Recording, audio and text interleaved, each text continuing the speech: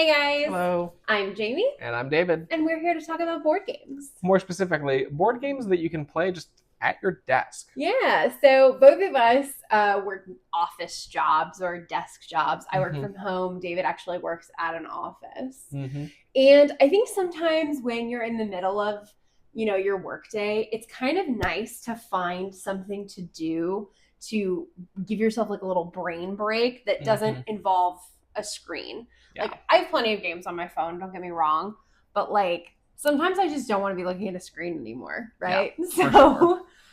So these are some games that either of us have kind of like kept at our desk. We kind of rotate them. They're small, they are quick, They are and solo. yeah, and you only need yourself to play, which Yeah, is very yeah. important. So even if you hate your desk mate, you can have a game. Yeah. So, but speaking of small and compact, I think we start with the trio of the smallest games Yeah. on this list. If you want to kick us off. Yep. So this is Food Chain Island. This is a button shy game. This is by Scott Almes. And man, if you haven't tried button shy games yet, you're missing out. They come in these teeny little wallets. They're all 18 cards apiece, and they're so good. When I tell you that they involve just about every possible board game mechanic within them, and I Mm. don't understand how. Yeah. So he's talking about like their whole library of games, not like hmm every single game has every Yes. mechanic. Yeah. Button shy as options. They've got things for drafting and for just everything under the sun. This one in particular, Food Chain Island, basically what you're doing is you're taking these adorable little animal cards and you're going to lay them out in a grid. And then each turn, you're just going to move one to eat another, sort of like how the food chain works. Each animal has an ability that goes off whenever it eats something.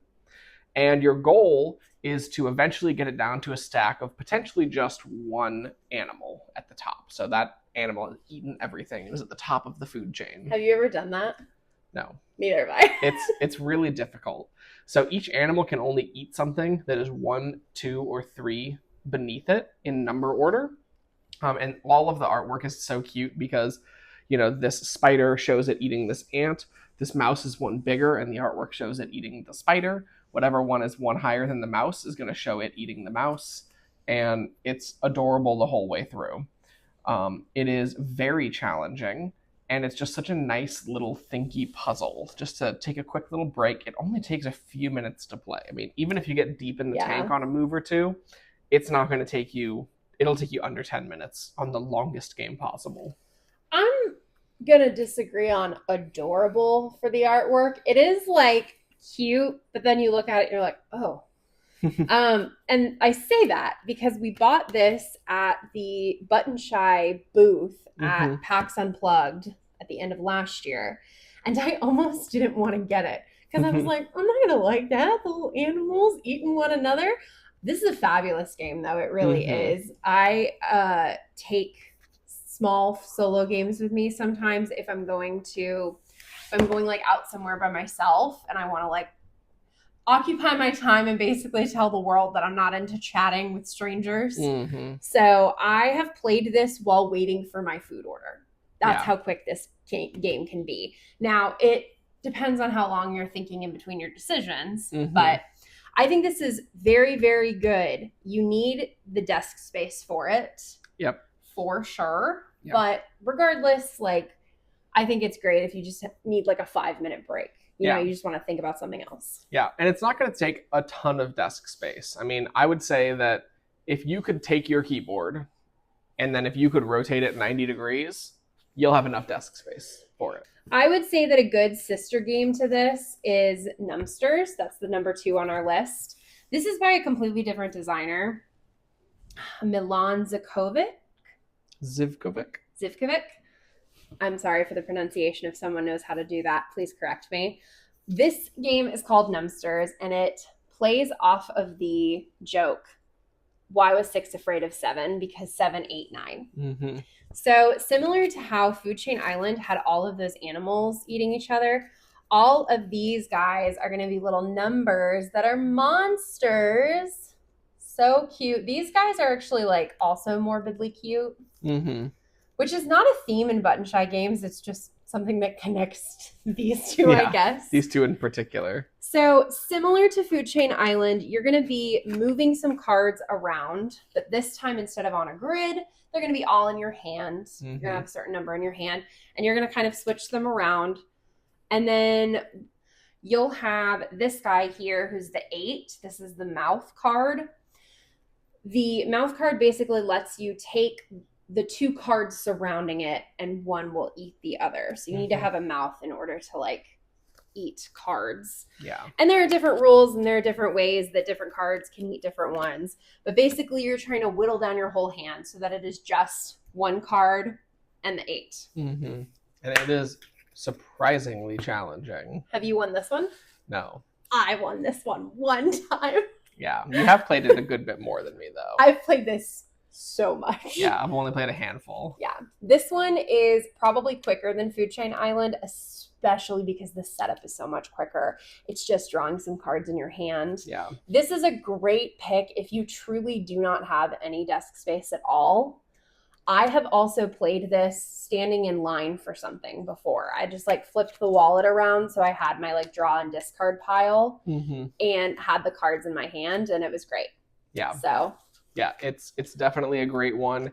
It is sort of, I guess, a little bit thematically and mechanically a little bit similar sounding to Food Chain Island because you're eating things, but the way that it operates, because you know, Food Chain Island is you're trying to make sure that all the cards are like to one another so that they can eat, and this one you really need to pay attention to where that 8 card goes. Yeah, it's an entirely different puzzle. It is. Yeah, like I definitely think if you like one, you would like the other, and if you hate one, you probably wouldn't like the other either.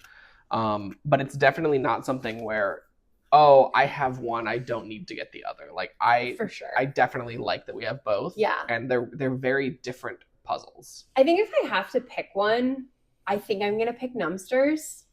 Just because it's so easy to just like and as soon as you're done playing it, you're like, I have to do that again. Yeah. Honestly, same for Food Chain Island. That might just be biased because I've played that one more. Yeah. But definitely a great one. Yeah.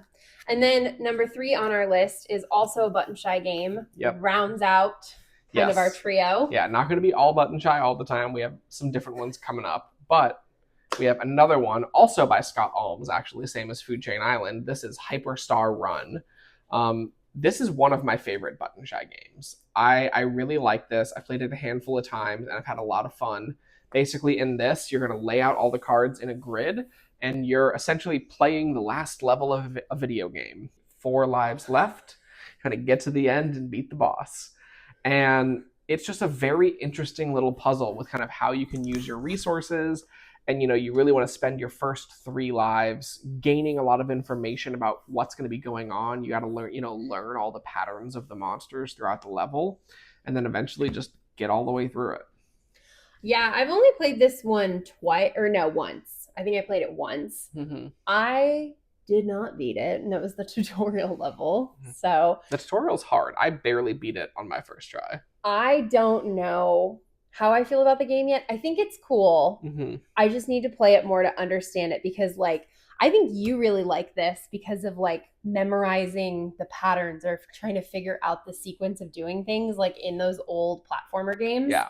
That is not a thing with me. That's not what I look for in video games. So like that doesn't resonate with me as well. Yeah.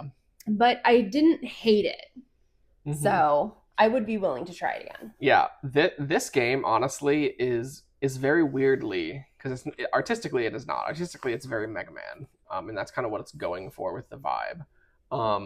But vibe-wise, as far as like how the gameplay works, it's kind of a lot like Dark Souls, where you're gonna die several times, but then at the end you're gonna be like, I understand it now, and then you're just gonna do it. Yeah. If you're looking for small games, check out Button Shy. They're so good. We've been sleeping on them for far too long, and now we own like a dozen. Literally so many. And they're cheap too. They're like $10. Yeah, and check out their Game of the Month Club subscription, because it's a great deal, especially if you like Mysticana, because there's a lot of expansions for that, and so they just be chucking that thing in. They're like, and also a Mysticana expansion with almost every month, which I'm happy about. Yeah. Another game that is, I would say, like very affordable for what you get out of it and the playability you get out of it is number 4, which is Q-List. Mm-hmm. This is actually a game that is on the TikTok shop. I know they have their own website, so feel free. I'll drop a link or something down in here. But this is just a little tin with 12 letters of dice. So I've talked about this game before. The way you play it is you roll the dice and you're going to use the letters that you have to build out kind of like a crossword style grid. If you've played Bananagrams, it's very similar to that. If you've played Scrabble, it's very similar to that. It's just a solo experience. It's called Q-List because there's no Q's, so you don't have to worry about those. Those are the bane of my existence. But I will say the vowels are very limited. So you're always going to get at least 2 vowels. You will sometimes get 3. Sometimes you will get 2 and a Y. So that's really the challenge of it. And your words have to be at least 3 letters. Yeah. It's a really good one. We both love word games a lot. I feel like every time we play a word game, you're like consistently surprised by how into word games I am. He's so good. Is what I'm actually really surprised by is that, like, I know you have like a very good vocabulary, but I feel like sometimes when we're playing a word game, I'm like, where did you even pull that from? Yeah. Like what? It definitely comes from a combination of playing Scrabble with my parents a lot growing up. I didn't know and that. My mom being obscenely good at Scrabble. She knows all the 2-letter Q words, to me, actually, which don't matter for this. Yeah. And also just like browsing Wikipedia. If I'm bored at work, just hit random article and learn about something new. That's a fun hobby. It's a weird one. So this is another one that probably takes 5 minutes. Maybe 10 minutes if you're really thinking about it. Yeah. I really enjoy this game because I have a job that requires me to solve a lot of problems.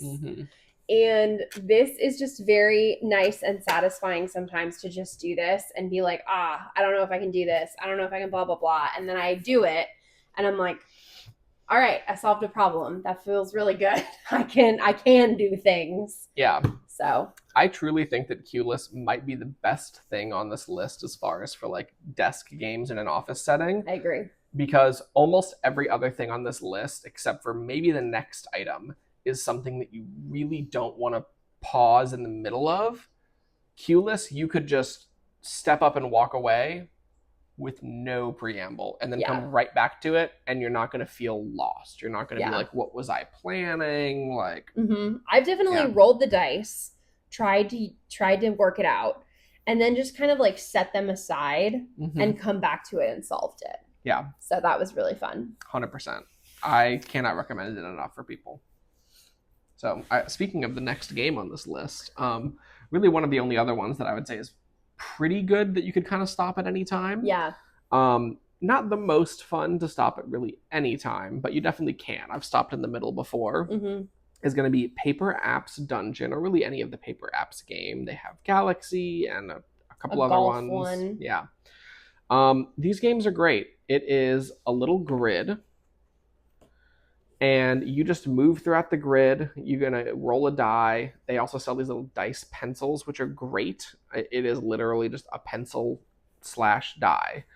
It's set up the same way as a regular 6-sided die, so that all the opposite sides add up to 7, so it has the same odds. And you just move throughout this dungeon, fighting things, gaining gold, and, potentially dying a few times. It's a lot of fun, though. It is. I would akin it to something kind of like a puzzle book, but it's not that. Like, there is some like luck to it. I don't know what it is about my particular pencil, but I feel like it always leans towards the 3. So I also like to play with just like a D6, a regular dice as well. But these are very handy for traveling. Yeah. It also might be my desk, honestly, but yeah. Regardless, though, the Paper App series of games are a ton of fun. They're very inexpensive and they're great. Plus, every single one that they sell is completely random. Yes. So Jamie and I each have one. They're different. Yes. The only way that you can get one that's the same is they sell like a digital downloadable PDF that is even Mm, cheaper, but that is just like a one set thing. It's yeah. called like Dungeon Zero or something. So if you print it out multiple times, obviously you're printing out the same thing. Mm-hmm. But I really enjoyed that. I had a hard time. I don't not necessarily getting into it, but like I was dying Mm-hmm. so frequently. And I was like, I'm just not going to be good at this. It's fine. I'm just not going to be good at it. And then I finally gained some momentum. And it's one of those where, like, once you kind of figure out, okay, what are your strategies here? I can just kind of circumvent this a little bit and loop back around. Feel good about it. Yeah, there's definitely, for a game that is almost entirely about rolling dice and dealing with the results, there's a surprising amount of skill to it, and trying to make sure you don't get like backed into a corner with a bunch of monsters and you're just screwed. Yeah, and so sometimes it can give you a little bit of stress. Mm-hmm. I will say that, but this next game is just super relaxing. Yeah, like that is the only thing I can describe for it. I do not have the original box, so I will insert a picture of it here. But this is A Gentle Rain by Incredible Dream Studio. I love this game so much. I loved it from the moment I saw it. I was like, I know what that is. I identify with it. It's mine now. Mm-hmm. So the way this works is the idea is that you're kind of like looking at a pond of flowers that are coming up, and you will draw these four-sided tiles. And then what you're trying to do basically is connect the two halves of the flowers together and make your own like pond landscape. And then these aren't going to match because I just pulled four randoms, but once you make like an actual matching foursome, you can plop one of these little flower tokens in the middle of it. Mm-hmm. And the goal is to use all 8 of these in as few tiles as possible. So I love this because when I was a kid in school, we had this like set of puzzles that were all like squares that had the same thing. They had like halves of different pictures on them, and there were different challenges to like rearrange them in different configurations to kind of like figure out the puzzle. And I freaking loved that. So as soon as I saw this game, I was like, yes, this is what I want. I've played this game so many times. I've played this game at my desk. I've played this game on a plane. I've played this game in our living room when I wanted to like calm down about something. It is so great. My one complaint about it is that I love these beautiful like plastic 3D tiles for the lotus flowers. That came in the Bloom edition, the Target edition that we bought, but I don't love that box, which is why we don't have it, which is why the actual like first edition of the game is this like tiny little box, but it doesn't have those tokens. It has different ones that are flat. So it just kind of depends on what you want. Like if you're willing to deal with the bigger box, get the Bloom edition. If you really want something super tiny, get the other edition. Yeah, it's not going to change gameplay. Yeah. But I love this game so much. This might be my favorite one on this list. That's a good favorite. I think I've played it once, maybe. Yeah. But it's a good time. I mean, it's definitely a gorgeous game for sure. And we have a lot of games that we've deboxed like this. You know, we have a nice little carrier that just has a bunch of these little plastic clear things of this same exact size. And really, anytime we have a game where it's like the box is this big, and then you open it and it's like, this is just a little deck of cards. We're like, guy. Well, that doesn't need to exist like that. Yeah. So, you know, we debox it. Yeah. So I said I think this was my favorite. Did you have a favorite on this list? Hyperstar Run, for sure. Yeah. I love funny. That game. Which is funny because like I've only played Hyperstar Run like once, and I was like, yeah, it's pretty good. And you've only played A Gentle Rain once, and you're like, yeah, it's pretty good. Yeah. I Hyperstar Run just makes me feel like I'm a kid again playing Mega Man X. I love that. Getting through it. It's awesome. Yeah. So if you want to check out any of the games that we have talked about today, I will put some different links in the description. My goodness. And if you want to hear more about some of the games we like to play, some of the things we're playing, some of the new things that we try, please subscribe to our channel. We would love to have you as a follower. We are also available on some other networks if you want to find us in other places. Yeah. But other than that, bye.